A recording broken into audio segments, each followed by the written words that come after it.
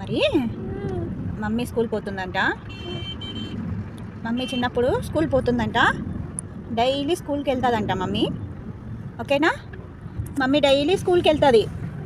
ఇటు చూడు, mummy daily స్కూల్కి వెళ్తుంది. మమ్మీ అన్నీ చదువుకొని 10th క్లాస్కి వచ్చేసింది. అన్ని క్లాసెస్ అయిపోయినాయి, 10th క్లాస్కి వచ్చేసింది.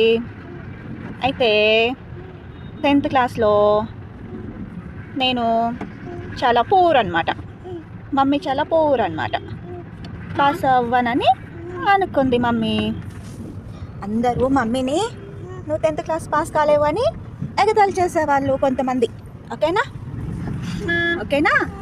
అప్పుడు మమ్మీ చర్చికి వెళ్ళి జీసస్ని ప్రేయర్ చేసుకుంది. జీసస్, నేను 10th క్లాస్లో ఫస్ట్ క్లాస్లో పాస్ కావాలి అని. ఓకేనా? అప్పుడు జీసస్ ఎగ్జాక్ట్లీ ఫస్ట్ క్లాస్లో మమ్మీని పాస్ చేసింది. తెలుసా? అట్లా మనం ప్రేయర్ చేసుకుంటే జీసస్ మనల్ని పాస్ చేస్తాడు, ఏ ఎగ్జామ్ అయినా. అట్లా మమ్మీ 10th క్లాస్ అయిపోయింది, ఇంటర్మీడియట్ అయిపోయింది, డిగ్రీ అయిపోయింది, బీఈడీ అయిపోయింది, పీజీ కూడా అయిపోయింది. అట్లా దేవుడు